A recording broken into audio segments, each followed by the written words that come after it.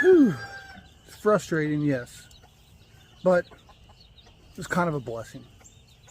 In a way that most people wouldn't understand. So the operation got postponed because nobody had told me that the night before I'd come in for the surgery that I had to do the drain flush all through my system like I did when I had the colonoscopy a couple weeks ago. Yeah, no one said a word. They just told me I couldn't eat after so long and I could only drink so much kind of stuff. And so I ate for like 2 days almost, and still it wasn't good enough. To top it all off, I get out of the. They had me as far as you could take me. They had me IV. They had me in my gown. They had me in the bed. They had already gave me the pills, the ones to help for the pain. Like when I woke up, there would be already something going through my system. Plus, the ones that were supposed to relax me and, you know, make me lose anxiety and stuff, so I didn't get all anxious heading to the, before they put me under, going into the surgery room. So, yeah, but on the way home, I started feeling really bad. Some medications don't work for me, and I had the wife pull over on the highway, and I threw up everything I could, which was nothing because I hadn't eaten nothing in almost over a day. I hardly drank anything except for some fluids. So I got home last night. I sat down in a chair in my garage messing around and fell asleep. I had to get up and went to bed. I got up long enough to almost make something to eat. Went back to bed and slept. And then, mind you, we was in the hospital at 7 o'clock that morning. And I was supposed to be surgery at 7:30. By almost 7:30, I was hooked up, ready to go when they dropped the bomb. And said, "Oh no, we can't." But I understand. Believe me, I understand. But damn, man. But we had this big rainstorm going on. I had babies on the ground. I had babies coming. I'm like, oh my God, man. I was all stressed out trying to get everything right so that it would be easy for her, so that I would not lose nothing. Because we all know this is the most important time of the year. If you're trying to raise some babies and you're trying to let the hens do it, and you're trying to be, even when you're trying to do it yourself, a lot of little things. Like the other night, I didn't have my roof finished on this building yet. I didn't have the paper down or the shingles, but I had the plywood up there. Rainstorm for like, it was overnight, poured raining. So I go back in there and my heat lamps exploded all over the ground. There's glass all over the place. The floor is all wet. Half my chicks are in a corner over there soaking wet. And they're still young, but they're not that young, but they're still young. And I'm like, geez, you know what I mean? It's like, oh my God, I almost lost them guys. If it had been any colder, I'd have lost them. And you know that. Got all that squared away. First thing I did the next day was start my roof, and I'm done with it. Everything's protected now. It's all good. Everybody's happy in there. I got everything they need. I just put in a bunch of hay. I always say hay. A bunch of straw today. And I've been putting straw in a lot of my cages. I'm getting ready to move that hatch in that wouldn't sit on the eggs. You see one of these bigger cages with with my hatchcock. She laid one yesterday. I'm taking them eggs from this Kelso, because if I can grab them before she eats them, I might be able to hatch something, because I know she's bred. I'll watch them. She's so freaking mad. But anyway, this little girl, she still got her 6 in there. Ricky Bobby, he's getting into everything he can find. But that's why I got him here. He don't care about the chickens. Look, he's chasing his tail. Now he's just chasing a leaf. Get it, Ricky Bobby. And now he's after his tail. Anyway, she still got her 6. Another thing is, this is the blessing part. This is the kind of stuff I was worried about. I finally got this white hen, mole. She's one of my blues, but I call her mole hen. Got her moved. Now she was the one of the 2 sisters. The one kept breaking her eggs and everything else, which I did get one from her yesterday, and it's an incubator with a bunch of hatch eggs that I took from the hatch hen, and those hatch eggs that I almost lost when that hawk killed my other hatch hen. Now she's in there. She's in there, and I can hear a little peep, so I know they hatched. I know they hatched. They're hatching, whatever. That's the blessing part. I'm here for this to make sure everybody's good. Put a bunch of straw in there because it rained really hard a day and a half, you know, so it's all pretty good. See how dirty it is? I got a bale of straw over there. I'm still getting ready to put some in here because I done put it everywhere somebody's at except for her. Basically, because I'm moving her into there. And then, you see there, all the Lipers got some.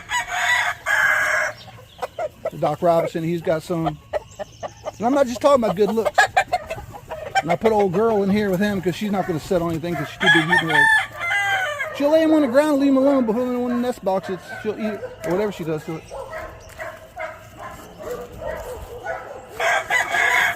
But like I said, so I put a bunch in here because I had raked everything out. It was bare ground, and then it rained. It wasn't real muddy, but it was wet. So now we're good. So when the babies come out, they'll be on dry ground because it's going to dry. It's like almost 60 degrees now, I think. Get him straight. I have a stag off him now. Off his mama, the Claiborne, with the little toppy, the Claiborne toppy. So he's the daddy because he was the one with her. And he looks a lot like him, but he's got the toppy. And I got a little pullet too. A little pullet got club foot. They're getting ready to move into another cage. That's going to be the next stage. See, and I got them two together again. It's my Doc Robinson and my McLean hen. To me, hatch, hatch, hatch, hatch, hatch. I love the dark red, as you can tell. She's got to lay an egg. As soon as I put that box in there with her egg and that Kelso egg, and I just put her in there, she went in there. Hopefully he'll leave her alone for a few minutes. Everyone locked him down. Like I said, what a mama, right? I couldn't imagine being gone for a week and not knowing what happens. But then, let's not forget. Okay, she's coming off the egg for a little while. She's been sitting on 7 Acel eggs right there. And my Acel hen's sitting on. First time she's been down for a while. You can tell she's going to take a big dump. It's all going to be good.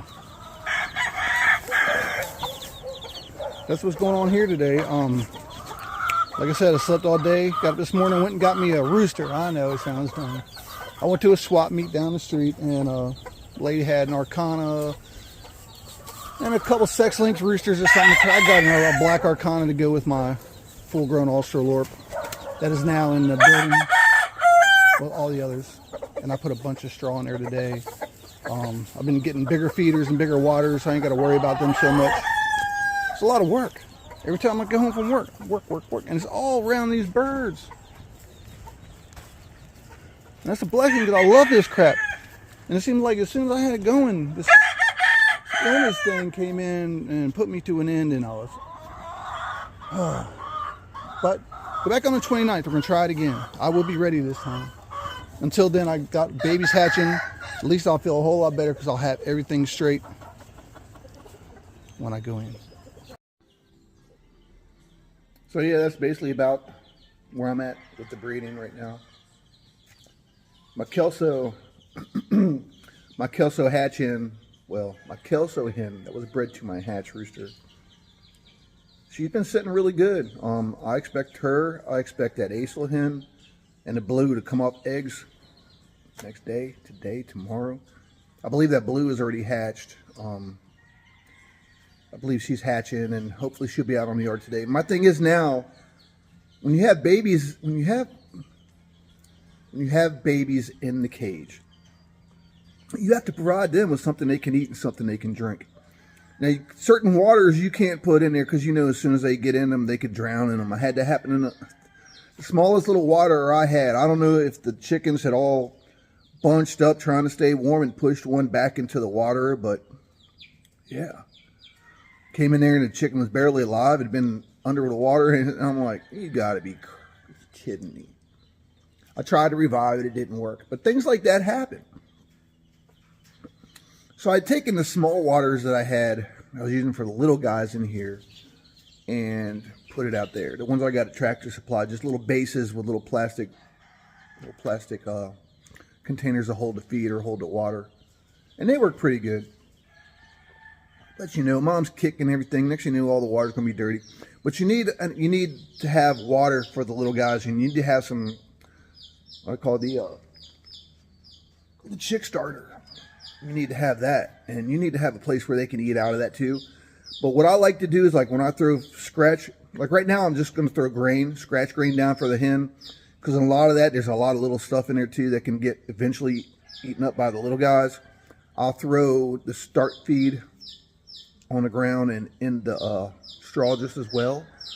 So they'll be scratching and learning how to eat off the ground like mama's teaching them. And they'll be eating the stuff that they need to eat. They'll be getting food that they can actually eat and not just grain or something that they really can't do nothing with. and then have somewhere that they can get water without falling in the water. If you're going to put a bowler in there, make sure it's shallow.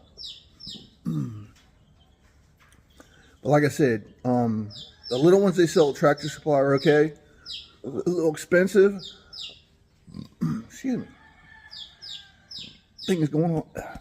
They're kind of expensive, but they serve a purpose. And that's all you really need. And if you're going to be doing babies, it's worth it to take the investment, you know, for the feeders and stuff. It's good to have feeders that are every stage, you know, like the little ones are on the ground that they can get to real easy. Then you get the ones when they start getting a little bit bigger, start getting feathers. You get the ones that are a little bit bigger on the legs. You can actually get them off the ground. So when they're kicking and scratching all through the shavings or whatever you have in there for bedding, it's not all going in the water and the food. I like that idea. And I have another ones, the bigger waters and feeders that I have out here in this outside cage that I built alongside the garage, where I have the bigger waters and feeders and they're flat bottom. But it's okay because there's no shavings in there. It's just a wire bottom that I run around on, and the food and water is in there. I don't need legs on it or anything like that. Legs would just make it suck in that position. You know, I'm not saying they're not bad. I guess you could use them. It wouldn't make a difference is what I'm saying. And then when we got outside, I had the big 5-gallon water that I got at Tractor Supply a long time ago. And they work really well. The ones, you know, you take the top off, fill it up from the top, and get the little plug that goes down on the bottom. And it holds the water in there until you get where you're going. Then you put the top back on and you open it up and it drains real good. That and one of those hanging metal 15-pound feeders. Yeah, that was a great investment. Now I got it hanging off instead of them. I mean, even though I thought it was going to work real well, they would still get their feet in that feeder and kick feed all over the floor. So I'm like, I got to get it off the ground now. So I got it a little higher so all they can do is stick their head in there and eat now. And they're all different sizes, so I got to be but they're growing fast. So pretty soon here, this thing is just one thing after another. You have to keep up on this stuff. And I have an idea for a video, and I think I'm going to do one if you're interested. I had a customer come in the other day, and he was like, look, mister, he said, she wanted to know if we had chicks. I'm like, no, we don't have none. We sold out yesterday. I don't know if we'll get any more today. We never know. They just call us and say, hey, we're at the post office. You come get us. So we go and get them. There's been a lot of stuff happening with chicks and ducks this year. It's real crazy. But he said, I never wanted a chicken. I don't want a chicken. Never had a chicken. I don't know nothing about chickens. The wife wants chickens. You know how that goes. And he says, I need some advice. And I was like, where do you want to start?